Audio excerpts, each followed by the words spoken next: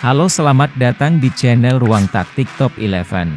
Di video kali ini, kita akan bahas formasi 4-1-1-3-1 requestan dari salah satu subscriber.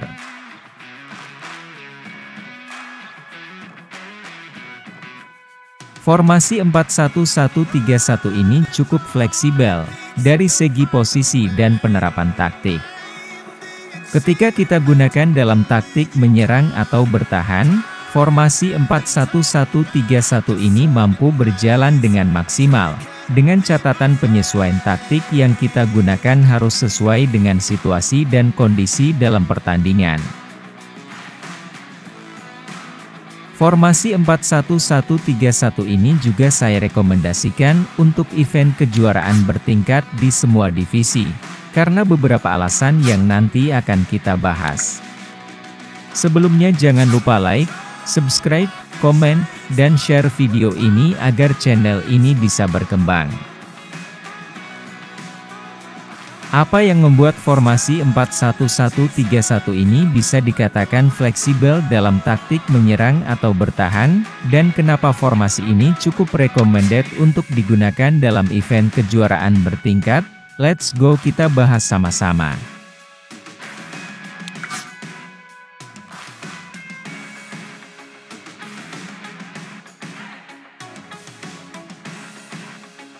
Formasi 4-1-1-3-1 adalah pengembangan dari formasi 4-2-3-1. Maka jangan heran, jika dalam pertandingan formasi ini akan membentuk garis antar lini 4-2-3-1, dengan gelandang bertahan yang akan sering naik sejajar dengan gelandang sentral.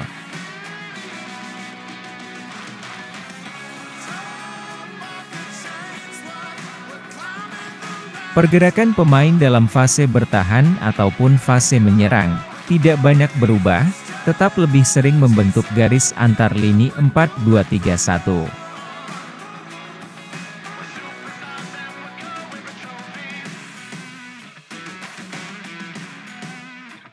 Formasi 4-1-1-3-1 ini bagus ketika dipakai dalam taktik bertahan, karena penggunaan 5 pemain bertipikal bertahan. Sedangkan jika kita ingin bermain menyerang, formasi ini juga bisa berjalan dengan maksimal, karena beberapa pemain bertipikal bertahan kita akan sering maju untuk membantu serangan, seperti back sayap yang overlap dan juga posisi gelandang bertahan yang perannya mirip gelandang sentral.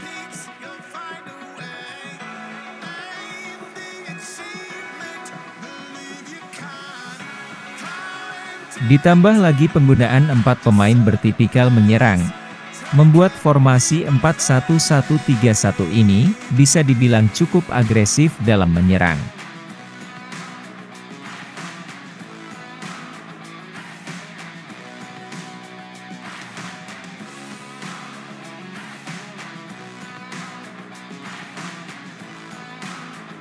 Pemilihan gaya main di formasi 4-1-1-3-1 ini tidak ada yang terlalu spesifik. Hanya saja ada beberapa pemain yang bisa kita pertimbangkan untuk menggunakan gaya main tertentu ketika kita menggunakan formasi 4-1-1-3-1 ini untuk permainan menyerang atau bertahan. Ada 4 pemain yang akan lebih bagus ketika menggunakan gaya main tertentu, sesuai karakter permainan yang akan kita terapkan. Keempat pemain ini adalah kiper, gelandang bertahan, gelandang sentral dan striker.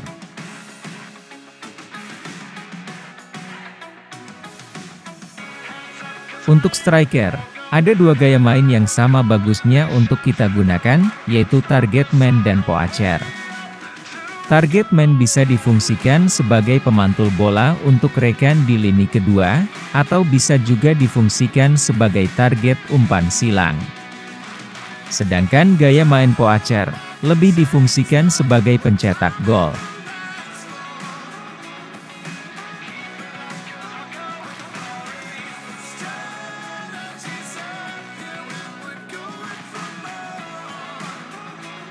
Untuk gaya main gelandang bertahan dalam taktik menyerang, opsi gaya main terbaik adalah regista. Alasannya cukup simpel, Karena gelandang dengan gaya main regista ini, bisa dibilang gelandang bertahan yang bertipikal lebih menyerang dibanding gaya main gelandang perebut bola atau gelandang jangkar. Sedangkan ketika kita ingin bermain bertahan dalam formasi ini, gaya main gelandang perebut bola atau gelandang jangkar, yang bertipikal lebih bertahan dibanding regista, bisa menjadi opsi yang paling tepat. Untuk gelandang sentral, opsi terbaik adalah box to box, karena gaya main box to box ini lebih fleksibel dalam menyerang atau bertahan.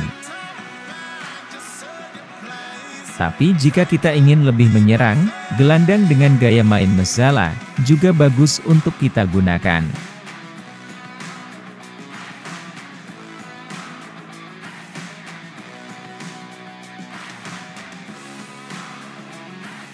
Untuk gaya main kiper dalam skema menyerang, opsi paling bagus adalah gaya main kiper sweeper.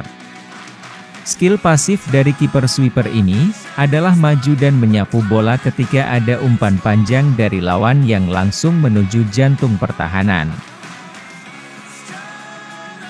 Menerapkan taktik menyerang akan membuat garis pertahanan kita cukup tinggi, yang membuat jarak antara kiper dan bek cukup jauh. Penggunaan kiper sweeper ini bertujuan untuk menutup celah antara kiper dan bek, dengan karakternya yang sering maju meninggalkan gawang untuk menjadi bek tambahan. Sedangkan ketika kita ingin menggunakan formasi ini dalam skema bertahan, gaya main komandan kotak penalti bisa dibilang opsi yang cukup bagus.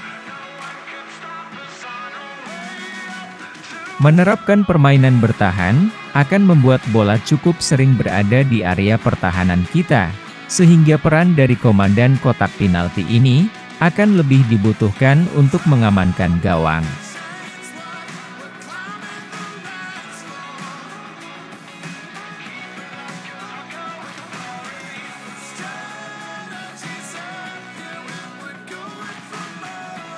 Di event kejuaraan bertingkat, formasi ini saya gunakan ketika berada di divisi terbaik, dan sukses mengantarkan tim saya naik ke divisi All-Star. Formasi 4-1-1-3-1 ini bagus untuk pusrang kejuaraan bertingkat semua divisi, karena beberapa faktor. Pertandingan di event kejuaraan bertingkat menggunakan sistem laga cepat, di mana dalam situasi ini kita tidak bisa mengotak-atik formasi dan taktik dalam pertandingan. Hal ini membuat formasi yang fleksibel, atau formasi yang bagus dalam aspek menyerang dan bertahan, adalah opsi terbaik. Ditambah lagi dengan lawan yang acak, dan kita tidak tahu formasi dan taktik apa yang mereka gunakan. Dengan pemilihan formasi yang bagus dalam menyerang dan bertahan, bisa dibilang formasi ini akan lebih siap menghadapi apapun formasi yang lawan gunakan di event kejuaraan bertingkat, serta bisa menyesuaikan dengan karakteristik lawan yang menyerang ataupun bertahan. Untuk taktik yang kita gunakan di kejuaraan bertingkat, kita bisa pakai taktik normal saja, agar lebih fleksibel dalam bertahan dan menyerang.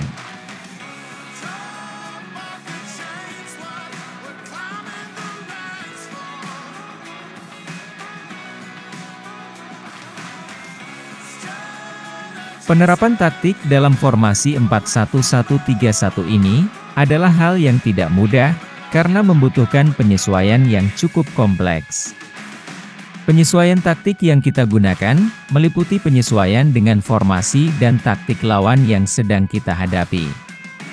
Sebagai contoh ketika kita menggunakan formasi 4-1-1-3-1 melawan formasi 3-1-5-1, maka taktik terbaik untuk kita terapkan adalah memfokuskan umpan dari sayap dan umpan panjang. Formasi yang menggunakan 3 bek, posisi beknya cenderung merapat ke tengah, meskipun menggunakan bek sayap.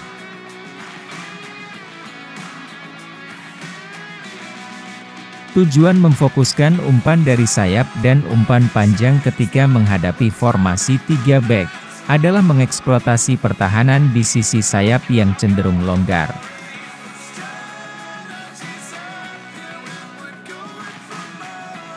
Beda lagi ketika kita menggunakan formasi 4-1-1-3-1 ini, melawan formasi 4-2-3-1. Di formasi 4-2-3-1, gelandang bertahan kita akan lebih fokus untuk bertahan menjaga gelandang serang lawan. Jadi untuk menyerang dari tengah atau memfokuskan umpan dari tengah sedikit sulit karena intensitas penyerangan lawan di lini tengah lebih bagus. Meskipun gelandang serang kita di atas kertas lebih leluasa karena tidak ada gelandang bertahan di formasi lawan. Tapi jika kita memfokuskan umpan dari sayap, ini juga menjadi hal yang harus kita pertimbangkan lagi. Karena formasi 4 back, pertahanan di sisi sayap lebih rapi dibanding formasi 3 back. Jadi opsi terbaik ketika melawan formasi 4-2-3-1, adalah fokus umpan perpaduan. Dua contoh formasi tadi, hanya opsi penerapan taktik berdasarkan formasi di atas kertas. Masih belum penyesuaian taktik lain sesuai kondisi dalam pertandingan dan taktik yang diterapkan lawan.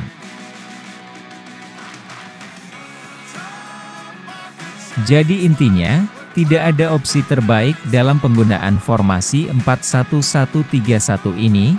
Semua opsi taktik bisa jadi opsi yang baik atau opsi yang buruk, tergantung kemampuan manajer dalam membaca permainan.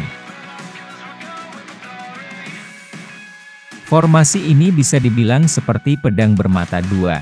Jika kita bisa mengeksekusinya dengan benar, maka formasi 4-1-1-3-1 ini akan tajam dalam menyerang dan kuat dalam bertahan.